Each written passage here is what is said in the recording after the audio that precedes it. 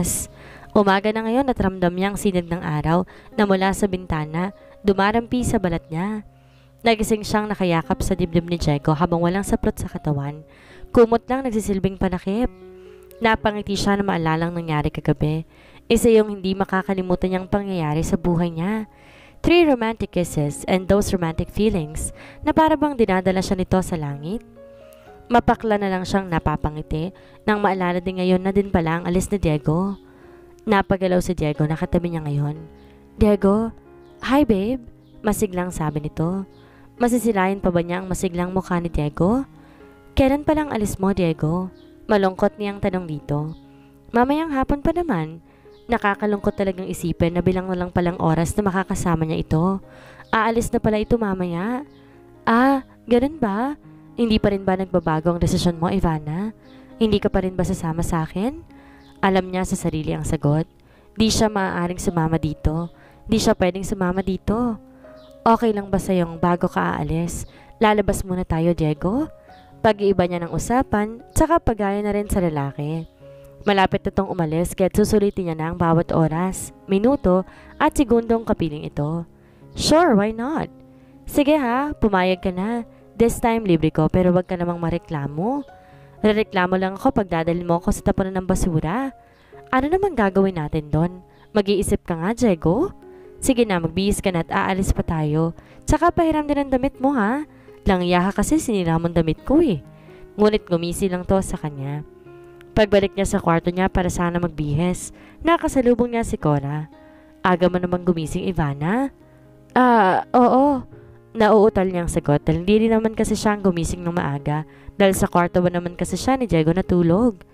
Akmang lalagpasan niya na sana ito nang pinigilan siya ni Cora. Teka lang, Ivana, ang ganda naman ng t-shirt mo eh. Sayang nga lang kasi medyo malaki. Paano ba naman kasing hindi malaki kung si Diego ang may-ari? Sinira ba naman kasi yung damit niya? Oo. Basta nagmamadali ako. Magpapasama pa sa akin si senyorito. Baka pagalitan na naman ako nun. Di na niya inintay pa ang sagot nito. Mabilis na siyang nalagpasan ito. Na makapasok siya sa kanilang silid, mabilis din siyang namili ng damit niya. Pinili niya yung damit na binili ni Diego na half shoulder ng mga panahong hindi pa sila. Pick also something you would like. Sabi nito sa kanya. Ang tukoy nito ay ang mga damit dito. Wag na po, senyorito. Sasamahan ko na lang po kayo. Sagot naman niya at saka umiling. Pick or I will not drop you at your school. Masungit na sabi nito. Naialala niya tuloy yun. Alam niyang bagay na bagay yung damit na yun sa kanya. Simple pero magandang klase ng damit. Di na niya pinansin pa ang pagtataka ng mga kasamahan niya kung bakit nakabihis siya, isasama lang naman siya sa amo nila. Bahala na. Ito lang huling makikita niyang lalaki. Hindi na siya mag-iinarte pa. Nandito na siya ngayon sa loob ng kotse ni Diego. Kitang-kita niya sa tinted na pinto ng kotse ni Diego ang mga nagtatakang tingin ng kasamahan niya sa kotse nito. Batid niya nagtataka siguro mga to kung bakit siya sasama sa amo nila na nakabihis pero bahala na. Ngayong araw na to babaliwalain niya na ang sinasabi ng iba. Bahala na. Gusto niya lang sulitin ang araw na kasama si Diego. Napansin na lang niyang parang may hinawakan si Diego sa upuan niya. Yung seatbelt na naman pala. You look stunning in your dress, babe. Sabi nito at hinalikan siya sa labi. Mamimiss niya rin ang seatbelt na palagi na lang talaga kapag sumasakay siya ng kotse nakakalimutan niya. Nagtagal pang halikan nilang dalawa ng ilang minuto kaya siya nang unang pumutol sa halikan nilang dalawa dahil baka siya na naman mauwi ang halikang yon. My morning kiss. Di na niya alam kung sa sunod bang araw mabibigyan niya pa ba ito ng morning kisses. Sana talaga hindi na lang to aalis. Pero hindi niya to dapat pinipigilan. Hindi siya dapat maging hadlang sa buhay nito. Basta, doon mo lang sa terminal itigil ang kotse mo ha. Maglalakad lang tayo at saka wag ka ring OA kasi hindi mayaman tong kasama mo. FYI lang ha. Tipid na ditong niyaya ko sa'yo. Ha? Baka makarna pang sasakyan ko doon sa terminal at tinutukoy mo, Ivana. Why don't we bring my car? Basta, may tipid date ba naman mamahaling sasakyan? Hindi niya alam saan niya naisip ang term na yon, yung tipid date. Okay, pero bahala ka. Maghahanap ako ng parking lot. Sayang din dun sa sasakyan ko, no? Ito pa naman ang pinakababorito ko sa lahat ng sasakyan ko. Ilan bang sasakyan mo? Mayaman siguro talaga, 2 o 3 sasakyan nito. 5. What? Yaman talaga? Di nga nila afford kahit isang motorsiklo lang eh. Swerte din talaga nito sa buhay. Ang yaman nyo talaga, Diego. Mapapasana all ka na lang talaga. Ngunit gumisi lang ito bago to nagsimulang magpaandar ng sasakyan niya. Nagdesisyon siyang kalimutan niya na lamang muna na aalis pala ito. Susulitin niya bawat oras sa sandaling makakasama niya pa ito. Iniwan ni Diego ang kotse nito doon sa parking lot ng isang mall. Ayaw niya kasi doon sa terminal dahil baka raw maraming mga carnapper doon. Sa bagay, ngayon niya lang din naman naalalas na kailanman wala pang kahit ni isang mamahaling kotse ang naroon. Mga jeep, tricycle, bus at saka van lang. Saan ba kasi tayo pupunta, Ivana? Reklamo ni Diego sa kanya. Naglalakad kasi sila ngayon habang init ng araw. Wala rin silang dalang payong kaya't medyo tagaktak na rin ang pawis nilang dalawa. Teka lang, naghahanap pa ako. Ano ba kasi yung hinahanap mo? Kanina pa tayo naglalakad dito sa mga pasikot-sikot na lugar. And why is there people staring at us? Oo nga, napansin niya rin yun. Halos lahat ng tao nakatitig sa kanila o kay Diego lang. Pakiramdam niya parang na-starstruck ang mga tao sa kanya. Hindi niya rin naman masisisi ang mga to. Sobrang gwapo din naman kasi ng lalaki. Gwapo nga, maganda pa ang katawan. Mayaman pa talaga. Nasa kanya na talaga ang lahat. Ikaw ba naman kasi? Daig pang artista at modelo dyan sa mukha mo? Really? Ngumisi pa ito. As if hindi mo pa alam. Nakakainis na nga yung mukha mo eh. At bakit naman? Basta wag ka na maraming tanong. Basta naiinis lang talaga ako dyan sa mukha mo. Walang dahilan. Tss! Didn't you just mean that I look good? Why the hell do you hate my face? Nakakita siya ng barbecuehan, kaya dali niya ang hinawakan ng kamay ni Diego. Hinila ito papunta doon. What the? Naging sabi na lamang nito. Na makalapit sila doon. Diego, masarap to. Halos excited niya pang sabi. Ngunit nakita na lang niyang napangawi si Diego habang nakatingin sa babaeng nagpapaypay sa mga barbecue. Are you sure that's food, Ivana? Napatingin siya rito. Ay oo nga pala, mayaman ito. Tsaka mapili sa pagkain. Mareklamo nga pala to. Pero hindi siya papayag. Dapat ma-experience si Diego kumain ng mga ganito. Paborito ko yan ah. Tara, bili tayo. Hila na naman niya rito papalapit sa nagtitinda. Ito po sa amin ate. 10 po nito at saka 6 po nito at saka ito rin po, 10 din. Turo niya sa barbecuehin. Sige po ma'am at sir, intayin niyo lang po roon. Turo nito sa upuan, malapit lamang din. Habang nagluluto po ako nitong bibilhin ninyo. Sige po ate, tsaka damihan niyo po ng sauce ate ha? Sige po ma'am. Nakangiting sagot naman na nagtitinda. Tara Diego, upo muna tayo doon. Hinila na naman niyang muli ang lalaking patungo doon sa silang upuan malapit lamang. Nang makalapit sila doon, dali-dali silang umupo doon. Are you sure you're going to buy those? It doesn't look like food. Masarap yan Diego, promise. Mayaman ka kasi kaya hindi mo pa nasubukan yung mga ganyan. Time na ngayon para masubukan mo mga ganyan. Sigurado ka ha? Confident siyang tumango rito. Makakaasa ka, Captain. Okay. Tipid na sagot nito at saka napatingin naman doon sa binili nila na ngayon ayun ang pinapaypayan. The process is dirty, Ivana. Are you really sure we can eat those? Napatawa siya sa sinabi nito. Arte mo naman. Kung mamamatay lang din naman tayo, babalik lang din tayo sa lupa. Di niya talaga mapigilang matawa sa reaksyon nito. So it's really dirty then? Di naman, masarap yan. Huwag ka mag-alala, masarap talaga yan. Promise. Hindi kita pa makakainin ng makakasama mo, kaya huwag kang mag-alala. Siguraduhin mo lang talaga, Ivana, ha? Makalipas ng 1 minutong paghihintay sa wakas, naluto na rin. Naluto na po, ma'am at sir. Sabi ng ating tindera, tsaka to pinahira ng ketchup and barbecue, tsaka naglagay ng sauce sa plastic na baso. Eto na po, salamat. Inabutan niya naman ng bayad. Salamat din po. Nakangiti niya rin namang tugon dito. Bumalik naman siya doon sa inuupuan nila kanina. Nakahintay pa naman doon si Diego. Finally, luto na rin Diego. Excited niya pang sabi nang papalapit siya sa lalaki. Umupo siya sa tabi nito. Tss, I wonder how strange that food tastes like. Masarap to. Ito, kainin mo. Abot niya sa bituka ng manok na barbecue. Nakita niya nagdadalawang isip si Diego na kunin yon pero di nagtagal, kinuha pa rin naman ito. Sinubo niya isang barbecue ang hawak niya. Kainin mo na yan, Diego. Promise, masarap talaga yan. Okay. Inahihini na sinubo ng lalaki ang barbecue. At nang may makain naman ito ay parang huminto ito ng konti.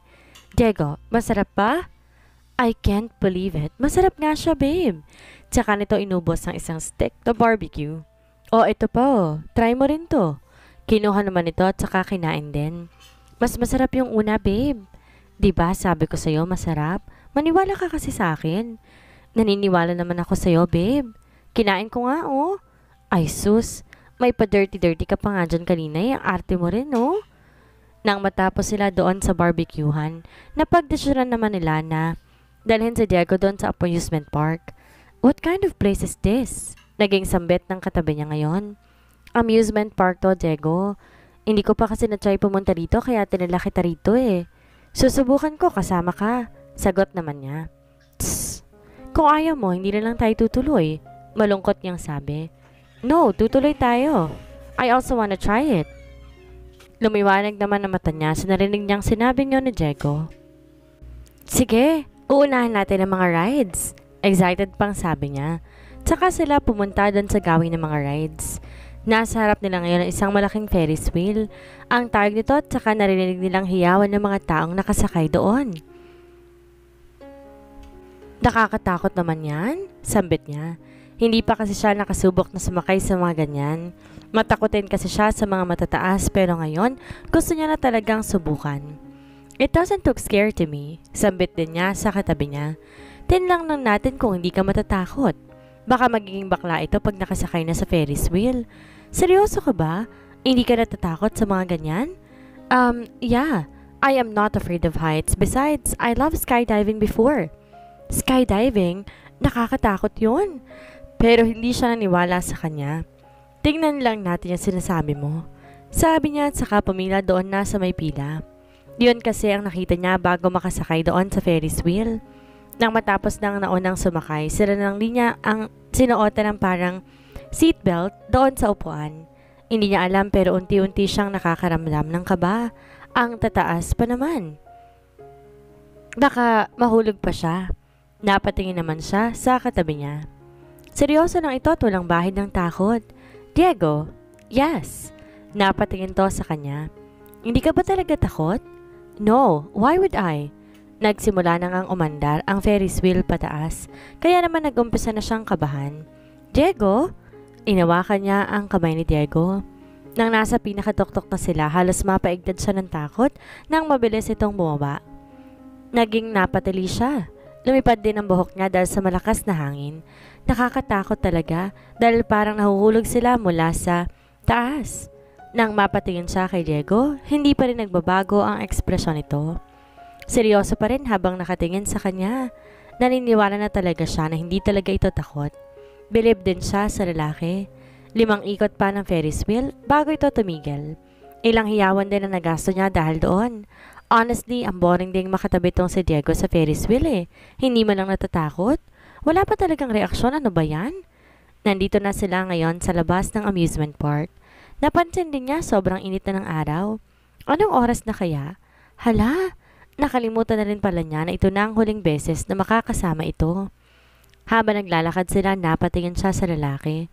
Ang gwapo talaga nito. Tama, tahimik at masungit nga ito. Pero aaminin niya sa sarili niya na mahal niya pa rin ito. Diego, anong oras na pala? Malungkot niyang tanong dito. Sana naman, hindi pa hapon. Para naman madagdagan pa ang oras na makakasama niya ito.